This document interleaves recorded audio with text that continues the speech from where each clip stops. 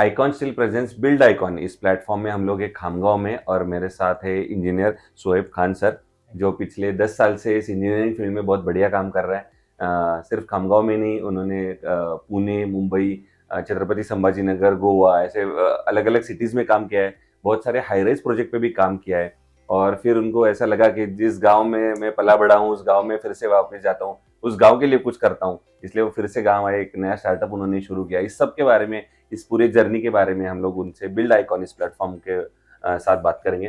Sir फिर से एक बार आपका स्वागत है। Thank you. सबसे पहले पूछना चाहूंगा आपके एजुकेशनल बैकग्राउंड के, मतलब आपका स्कूल कौन सा था, आपका कॉलेज कौन सा था, और सबसे इम्पोर्टेंट सिविल इंजीनियर इस फील्ड में आने से लिए आपको मोटिवेशन कहाँ से मिलेगा, जहाँ से आपको लगा कि मैं भी सिविल इंजीनियरिंग बनूंगा? अच्छा, तो मेरा जो स्कूलिंग है वो मेरा होम टाउन है खामगांव, वहीं से मेरा स्कूलिंग कंप्लीट हुआ। ओके। यहाँ से ही मेरा 11th 12th 10th एसएससी और एचएससी कंप्लीट हुआ। ओके। उसके बाद मेरा इंजीनियरिंग जो था, after 12th I attempted this AIEEE exam, और उसके बाद अच्छा स्कोर आने के बाद मैंने डिसाइड किया कि सिविल इंजीनियरिंग करना है, क्योंकि पैशन था बचपन से। बड़ी बड़ी हाई राइज बिल्डिंग्स को देखता था तो एक इंस्पिरेशन आता था कि काश मैं भी यहाँ पे वर्क करूँ, बड़ी बिल्डिंग्स को देख करके कैसे इंजीनियर बनाते होंगे। मतलब पहले बचपन में छोटा था तो, और एक स्मॉल होम टाउन पे मुंबई की बिल्डिंग एक 100 फ्लोर्स की, 50 फ्लोर्स की, ये खड़ी कैसी रहती होंगी बिल्डिंग, मतलब इतना सोचते थे कि क्यूरियोसिटी थी क्या है इसमें ऐसी चीज। क्यों वो क्यूरियोसिटी की वजह से सिविल इंजीनियरिंग में एडमिशन लिया। मेरा जो इंजीनियरिंग है वो MGM college of engineering Sambhaji Nagar, पहले जो औरंगाबाद था वहां से हुआ, और 2014 में मेरा पास आउट हुआ।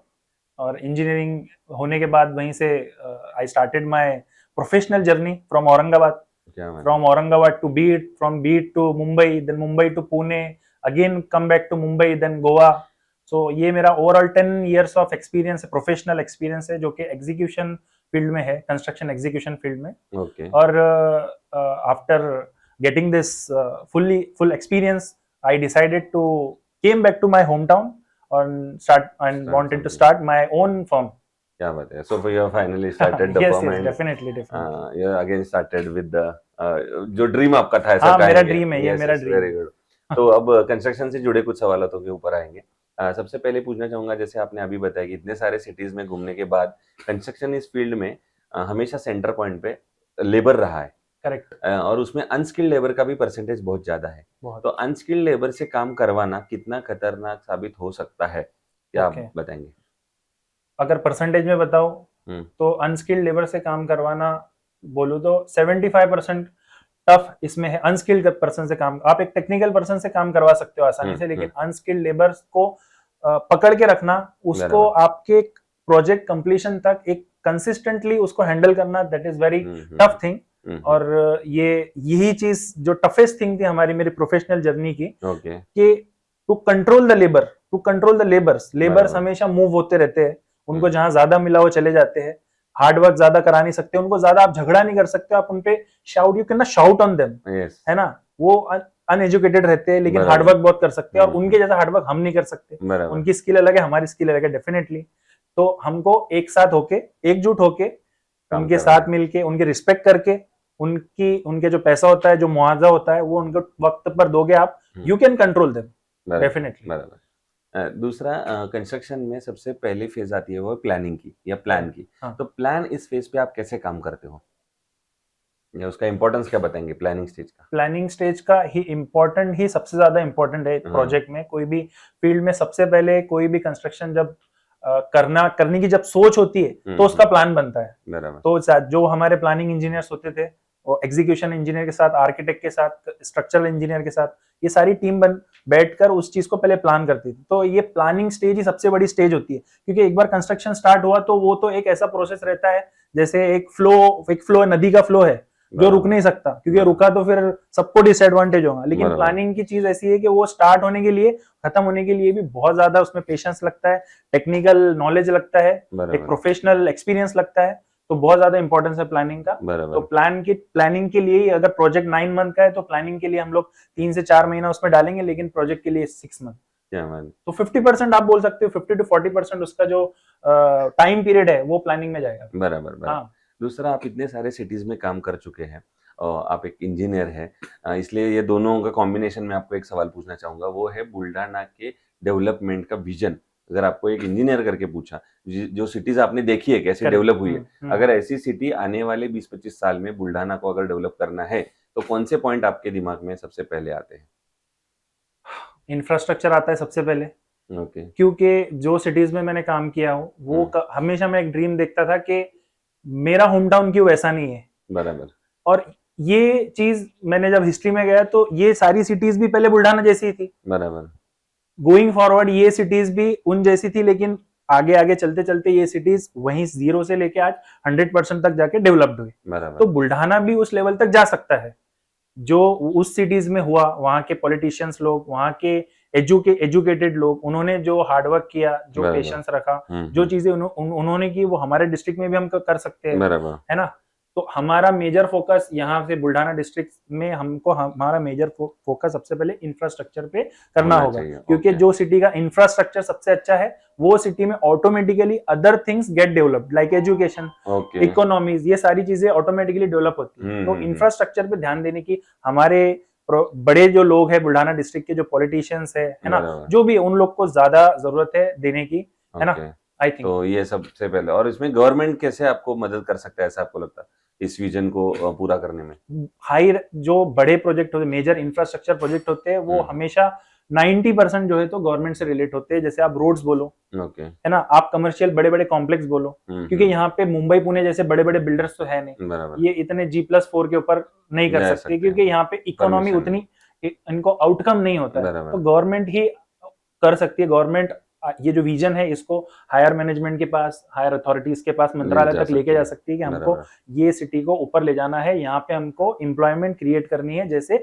बड़े सिटीज में। क्योंकि हमारे खामगांव, हमारे बुल्ढाना के लोग मुंबई पुणे में जाते हैं, तो क्यों जाए वो, इनको यहीं पे एम्प्लॉयमेंट क्रिएट करो ना आप। तो वो यहाँ पे एम्प्लॉयमेंट क्रिएट करने के लिए बड़े प्रोजेक्ट्स लाए। अब बड़ा प्रोजेक्ट अगर ला लिए, बड़ा सा बड़ा प्रोजेक्ट आ गया, यहाँ पे रोड्स आ गए, यहाँ पे कंक्रीट रोड अगर बड़े से आ गए, तो कितने, आप बोलो एक रोड में कितना एम्प्लॉयमेंट क्रिएट होता है। तो एम्प्लॉयमेंट भी क्रिएट होगा, लोग यहाँ पे रुकेंगे तो पढ़ेंगे, और रोड तो बन ही रहा है, तो इंफ्रास्ट्रक्चर भी डेवलप, अब रोड बनेगा तो उसके आसपास की चीजें भी डेवलप होंगी। बराबर, एक से जुड़े बातें हैं, करेक्ट, जो होगी। करेक्ट। और जो बुल्ढाना डिस्ट्रिक्ट है उसको एक रेलवे का जरूरत है डेवलप होने के लिए, वो एक चीज है ट्रांसपोर्टेशन का मेन, जो कि एक साइड में होने की वजह से, मेन रेलवे लाइन को कनेक्ट ना होने की वजह से एक डिसएडवांटेज हमेशा रहता है ना। तो वो एक आना चाहिए। गवर्नमेंट से मैं अपील करता हूँ कि एक रेलवे का थोड़ा सा हो जाए, अगर मेन लाइन को कनेक्ट कर दे तो that would be better for connectivity and correct. दूसरा, कोई भी कंस्ट्रक्शन में सीमेंट और स्टील, ये सबसे 2 इंपॉर्टेंट फैक्टर है। तो स्टील सिलेक्ट करते वक्त आप क्या पैरामीटर्स देखते हो? स्टील सिलेक्ट करते वक्त पैरामीटर्स, हम उसको एक विजनरी एक टेस्ट होते हैं उसको पहले तो देख के समझ में आ जाता है कि स्टील की क्वालिटी, जैसे उस पर रस्ट नहीं होना चाहिए, फ्रेश दिखना चाहिए, उसके जो डायमीटर से करेक्ट सर्कुलर होना चाहिए, है ना।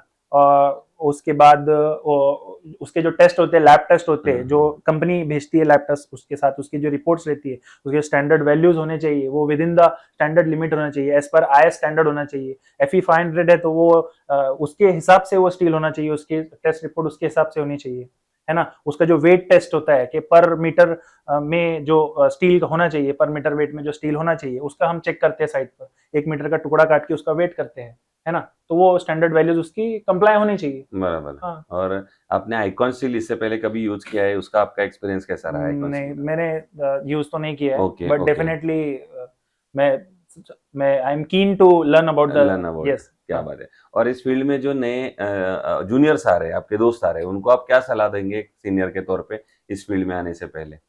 सिविल इंजीनियरिंग में ये सब मैं तो चाहता हूँ कि ज्यादा से ज्यादा लोग, एक सिविल इंजीनियर को हमेशा एक, सब लोग समझते हैं कि एक ठेकेदारी, एक मिस्त्री, एक ऐसे लेवल पे समझते हैं ना सब लोग। क्यों, आई डोंट नो, कि सिविल इंजीनियरिंग का नाम सुनते हैं सब लोग हंसते हैं। पता नहीं, सबसे ज्यादा टेक्निकल फील्ड है सिविल इंजीनियरिंग, इतना टेक्निकल इन्वॉल्वमेंट है ना इसके अंदर, कोई नहीं। और इतनी सारी फील्ड्स है इसके अंदर सिविल इंजीनियरिंग में, सिर्फ बिल्डिंग बनाना नहीं होता, रोड है, ब्रिजेस है, क्या क्या है नहीं है इसके अंदर।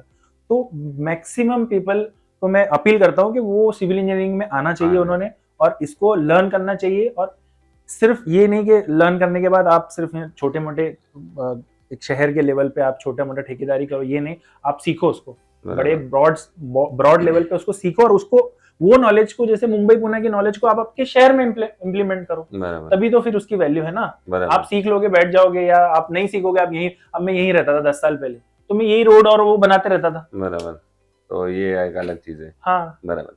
सो ये थे इंजीनियर शोएब खान सर, और जिन्होंने बहुत अच्छा बढ़िया बात किया उनके 10 साल के एक्सपीरियंस के बारे में, और सबसे इम्पोर्टेंट बात उन्होंने कही कि इस फील्ड में अपॉर्चुनिटी बहुत है, करेक्ट। ज़्यादा से ज़्यादा इंजीनियर इस फील्ड में आए। और आपको आइकॉन स्टील की तरफ से यही हमारी बेस्ट विशेष है कि आप जो फिर से एक नया करियर शुरू कर रहे हैं, Correct. इसमें आपके अच्छे अच्छे आइकॉनिक प्रोजेक्ट्स बने, यही बिल्कुल, आइकॉन स्टील की तरफ से बहुत सारी शुभकामनाएं। Thank you, Thank you very very much. Much, thank you.